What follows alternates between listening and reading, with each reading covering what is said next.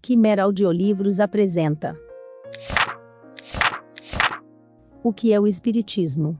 Um livro de Allan Kardec. Terceira parte. Capítulo 1. Pequena Conferência Espírita. Segundo diálogo. Continuação. Impotência dos detratores. Visitante. Admito que, entre os detratores do Espiritismo, há muita gente inconsciente, como esses que acaba de citar. Mas, ao lado deles, não se encontrarão também homens de real valor, cujas opiniões têm certo peso? Allan Kardec. Não o contesto. A isso respondo que o Espiritismo também conta em suas fileiras muitos homens de não menos real valor. Digo mais, que a imensa maioria dos espíritas se compõe de homens inteligentes e de estudos. Só má fé pode dizer que seus adeptos são recrutados entre as mulheres simples e as massas ignorantes. Além disso, um fato peremptório responde a essa objeção. É que, apesar de todo saber, de todo poder oficial, ninguém consegue deter o Espiritismo na sua marcha. E, entretanto, não há um só dos seus contrários, seja ele o mais obscuro folhetinista, que se não tenha lisonjeado com a ideia de lhe dar um golpe mortal. Sem querê-lo, todos, sem exceção, contribuem para sua popularização. Uma ideia que resiste a tantos assaltos, que avança impávida através da chuva de dardos que lhe atiram, não provará sua força máscula e a segurança das bases em que se firma. Não será esse fenômeno digno da atenção dos pensadores? Também, já hoje, muitos deles avançam que deve haver nisso alguma coisa de real, que talvez seja um desses grandes movimentos irresistíveis que, de tempos a tempos, abalam as sociedades para transformá-las. Isto se tem dado sempre com todas as ideias novas, chamadas a revolucionar o mundo. Forçosamente elas encontram obstáculos, porque lutam contra os interesses, os prejuízos, os abusos que elas vêm destruir. Porém, como estão nos desígnios de Deus, para que se cumpra a lei do progresso da humanidade, chegada a hora, nada as poderá deter. É a prova de serem a expressão da verdade. Essa impotência dos adversários do Espiritismo prova primeiramente, como já disse, que lhes faltam boas razões. Pois que as que lhe opõem, não são convincentes. Ela dimana ainda de outra causa, que inutiliza todas as suas combinações. Admiram-se de ver o desenvolvimento dessa doutrina, apesar de tudo o que fazem para contê-la, e não podem achar o motivo por não o buscarem onde ele realmente está. Uns creem encontrá-lo no grande poder do diabo, que assim se apresenta mais forte que eles, e mesmo, mais forte que Deus. Outros, no aumento da alucinação humana. O erro de todos está em crerem que a fonte do Espiritismo é uma só, e que se baseia na opinião de um só homem. Daí a ideia de que poderão arruiná-lo, refutando essa opinião. Eles procuram na Terra uma coisa que só achariam no espaço. Essa fonte do Espiritismo não se acha num ponto, mas em toda parte, porque não há lugar em que os espíritos não possam se manifestar em todos os países, nos palácios e nas choupanas. A verdadeira causa está então na própria natureza do Espiritismo, cuja força não provém de uma só fonte, mas permite a cada qual receber diretamente comunicações dos espíritos, e por ela certificar-se da veracidade do fato. Como persuadir a milhões de indivíduos que tudo isso não é mais que comédia, charlatanismo, escamoteação, prestidigitação, quando, sem o auxílio de estranhos, são eles próprios que obtêm tais resultados? É possível fazê-los crer que eles se mistifiquem a si mesmos, que a si mesmos procurem enganar fazendo o papel de charlatães e escamoteadores? Essa universalidade das manifestações dos espíritos, que surgem em todos os pontos do globo para desmentir os detratores e confirmar os princípios da doutrina, é uma força que não podem explicar aqueles que desconhecem o mundo invisível, assim como os que desconhecem as leis dos fenômenos elétricos, não compreendem a rapidez com que se transmite um despacho telegráfico. É de encontro a essa força que todas as negações se vêm quebrar, porque elas se equiparam às asserções de quem pretendesse afirmar, aos que sentem a ação dos raios solares, que o Sol não existe. Com exceção das qualidades da doutrina, que agrada muito mais que aquelas que se opõem a ela, veja nisso a causa dos insucessos, dos que tentam deter seu progresso. Para que triunfassem, era necessário impedir que os espíritos se manifestassem. Eis o motivo por que os espíritas dão tão pouca importância às manobras dos seus adversários. Eles têm por si a experiência e o peso dos fatos.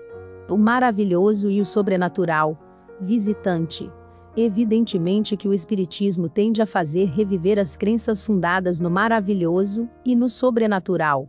Ora, no século positivo em que vivemos, isto me parece difícil, porque é exigir que se acredite nas superstições e nos erros populares, já condenados pela razão. Allan Kardec. Uma ideia só é supersticiosa quando é falsa. Mas deixa de ser supersticiosa, desde que passe a ser uma verdade reconhecida. A questão está em saber se os espíritos se manifestam ou não. Ora, isso não pode ser taxado de superstição, antes de ficar provado que não existem espíritos. Dirão: a minha razão não aceita essas comunicações. Porém, os que creem, e que não são nenhuns alienados, invocam também as suas razões, e também os fatos. Para que lado se deve pender? Nesta questão, o grande juízo é o futuro, como tem sido em todas as questões científicas e industriais classificadas como absurdas e impossíveis em sua origem. Pretendem julgar antecipadamente segundo a sua opinião. Nós só julgamos depois de ter visto e observado por muito tempo. Acrescento que, ao contrário, o espiritismo esclarecido, como é hoje, procura destruir as ideias supersticiosas, mostrando o que há de real ou de falso nas crenças populares, denunciando o que existe de absurdo nelas, que é fruto da ignorância e dos preconceitos. Vou mais longe e digo que é precisamente o positivismo do nosso século que faz com que adotemos o espiritismo, e que este deve, em parte, àquela rapidez da sua propagação, antes que, como alguns pretendem, a uma recrudescência do amor ao maravilhoso e ao sobrenatural. O sobrenatural desaparece à luz do facho da ciência, da filosofia e da razão, como os deuses do paganismo ante o brilho do cristianismo. Sobrenatural é tudo que está fora das leis da natureza. O positivismo nada admite que escape à ação dessas leis. Mas, porventura, ele conhece a todas as leis? Em todos os tempos, os fenômenos cuja causa não era conhecida foram reputados como sobrenaturais. Pois bem, o Espiritismo vem revelar uma nova lei, segundo a qual a conversação com o espírito de um morto é um fato tão natural como o que se dá entre dois indivíduos separados por uma distância de 100 léguas, por intermédio da eletricidade. O mesmo acontece com os outros fenômenos espíritas. Nos limites do que lhe pertence, o Espiritismo repudia todo efeito maravilhoso, isto é, fora das leis da natureza.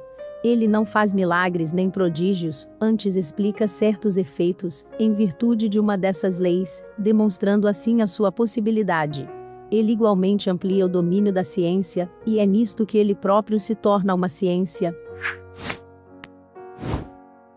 Como, porém, a descoberta dessa nova lei traz consequências morais, o Código das Consequências faz dele, ao mesmo tempo, uma doutrina filosófica. Deste último ponto de vista, ele corresponde às aspirações do homem, no que se refere ao seu futuro. E como a sua teoria do futuro repousa sobre bases positivas e racionais, ela agrada a ideia positivista do nosso século. É o que compreenderão, quando se derem ao trabalho de estudá-lo. O Livro dos Médiuns, capítulo 2.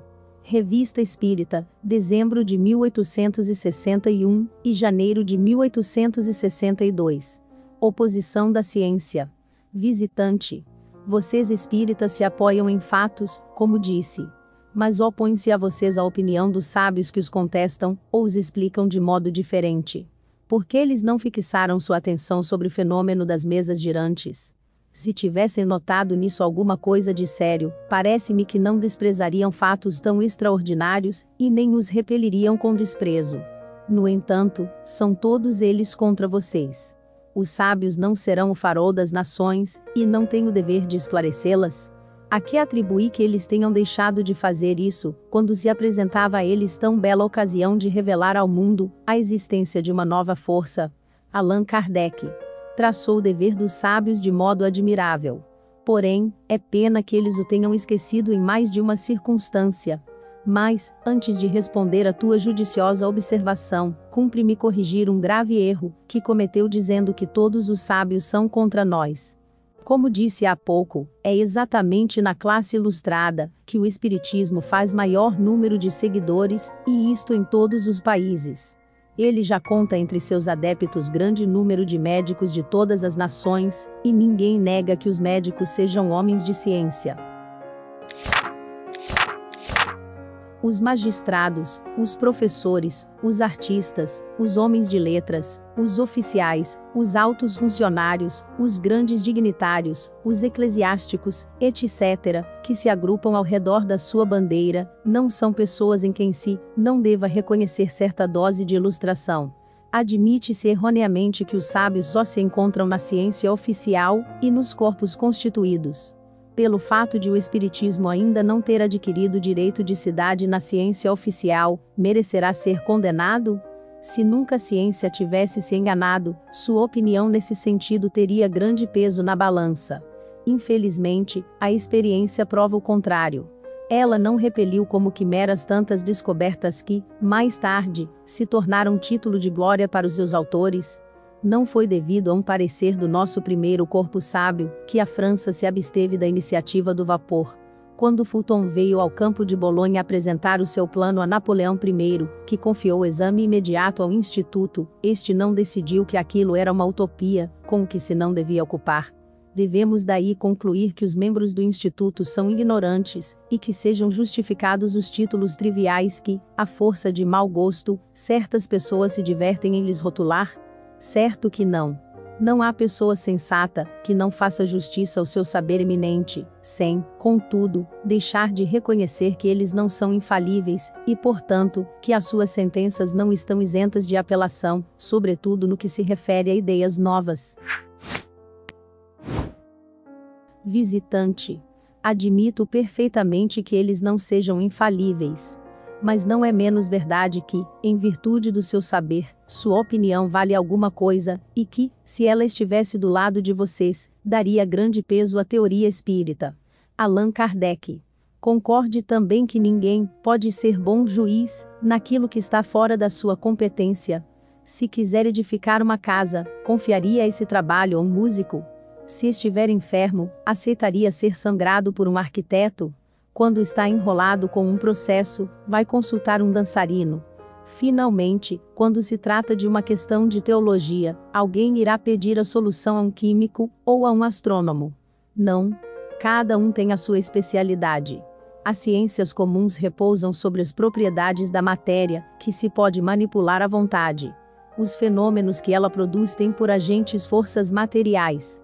Os do espiritismo têm, como agentes, inteligências que têm independência, livre-arbítrio e não estão sujeitas aos nossos caprichos. Por isso eles escapam aos nossos processos de laboratório e aos nossos cálculos, e, desde então, ficam fora dos domínios da ciência propriamente dita. A ciência enganou-se quando quis experimentar os espíritos, como experimenta uma pilha voltaica. Foi mal sucedida como devia ser, porque agiu visando uma analogia que não existe. E depois, sem ir mais longe, concluiu pela negação, juízo temerário que o tempo se encarregou de ir emendando diariamente, como já tem emendado outros. E, aqueles que o preferiram, restará a vergonha do erro de se haverem levianamente pronunciado contra o poder infinito do Criador. As corporações sábias não podem, nem jamais poderão pronunciar-se nesta questão. Ela está tão fora dos limites do seu domínio, como a de decretar se Deus existe, ou não. É, pois, um erro fazê-las juiz dela. O espiritismo é uma questão de crença pessoal, que não pode depender do voto de uma assembleia, porque esse voto, embora lhe fosse favorável, não tem o poder de forçar convicções. Quando a opinião pública se tiver formado a respeito, os membros dessas corporações aceitarão sob o poder dos fatos. Deixem passar esta geração, levando os prejuízos do seu obstinado amor próprio, e verão que há de acontecer com o espiritismo, o mesmo que se deu com tantas outras verdades, tão combatidas e de que hoje seria ridículo duvidar. Hoje, chamam aos crentes de loucos. Amanhã, será a vez dos que não crerem. Foi o mesmo que se deu com os que acreditavam no movimento de rotação da Terra. Nem todos os sábios, porém, julgaram do mesmo modo. E notem que agora chamo sábios aos homens de estudo e saber, tenham ou não tenham um título oficial. Muitos fizeram o seguinte raciocínio: não há efeito sem causa, e os efeitos mais vulgares podem conduzir-nos à solução dos mais difíceis problemas. Se Newton não tivesse prestado atenção à queda de uma maçã, se Galvani tivesse repelido sua serva, e lhe chamasse visionária e louca, quando esta lhe falou das rãs que dançavam no prato, talvez ainda estivéssemos sem conhecer a admirável lei da gravitação universal, e as fecundas propriedades da pilha elétrica. O fenômeno, burlescamente designado sob o nome de dança das mesas, não é mais ridículo que a dança das rãs, e, talvez, encerre alguns desses segredos da natureza, que, quando se tem a chave para explicá-los, revolucionam a humanidade. Eles disseram ainda: já que tanta gente se ocupa com eles, e homens notáveis fizeram deles o objeto do seu estudo, é preciso que alguma coisa de verdade se encontre em tais fenômenos. Uma ilusão, uma farsa, se o quiserem, não pode ter esse caráter de generalidade. Seria divertimento para certo círculo, para certa sociedade, mas não daria a volta ao mundo. Portanto, guardemo-nos de negar a possibilidade do que não compreendemos, com receio de receber, mais cedo ou mais tarde, o desmentido que desabonaria nossa perspicácia. Visitante. Perfeitamente. Eis aí um sábio raciocinando com sabedoria e prudência. E, sem ser sábio, eu penso igualmente. Contudo, note que ele nada afirma, mas duvida. Ora, qual é a base em que se firma a crença na existência dos espíritos e, sobretudo, na sua comunicação conosco? Allan Kardec. Essa crença apoia-se sobre o raciocínio e sobre os fatos. Eu próprio só a adotei depois de meticuloso exame. Tendo adquirido no estudo das ciências exatas o hábito das coisas positivas, sondei e perscrutei esta nova ciência nos seus mais íntimos refolhos. Busquei explicar-me tudo, porque não costumo aceitar ideia alguma sem lhe conhecer o como e o porquê. Eis o raciocínio que me fazia um sábio médico, outrora incrédulo e hoje fervoroso adepto. Dizem que seres invisíveis se comunicam. Por que negá-lo? Antes de inventar-se o microscópio, alguém suspeitava que existissem esses milhares de animálculos, que causam tantos estragos ao organismo, onde a impossibilidade material de haver no espaço seres, que escapem aos nossos sentidos.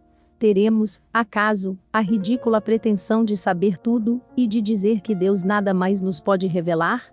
Se esses seres invisíveis que nos rodeiam, são inteligentes, por que não poderão se comunicar conosco? Se estão em relação com os homens, devem desempenhar um papel no seu destino, nos acontecimentos da vida destes. Quem sabe se eles não constituem uma das potências da natureza, uma dessas forças ocultas de que nem suspeitávamos. Que novo horizonte vai abrir-se ao pensamento? Que campo tão vasto de observação! A descoberta do mundo dos invisíveis tem muito mais alcance que a dos infinitamente pequenos. Ela é mais que uma descoberta, é uma revolução nas ideias. Quanta luz pode projetar essa descoberta? Quantas coisas misteriosas explicadas! Os crentes são ridicularizados, mas que valor tem isso, quando mesmo se tem dado, a respeito de todas as grandes descobertas? Cristóvão Colombo não foi repelido, sobrecarregado de desgostos, tratado como insensato? São ideias tão estranhas, dizem, que não se deve dar crédito. Mas a isso se pode responder, que data de meio século a possibilidade de, em alguns minutos, estabelecer-se correspondência entre dois pontos opostos do nosso planeta. Em algumas horas, atravessar-se a França. Com o vapor produzido por um pouco de água fervente, um navio avançar contra o vento. E tirarmos da água, os meios de iluminar-nos, e aquecer-nos. Quem, há meio século, se tivesse proposto iluminar toda a cidade de Paris em um instante, e com um só reservatório de uma substância invisível, apenas conseguiria fazer rir de si?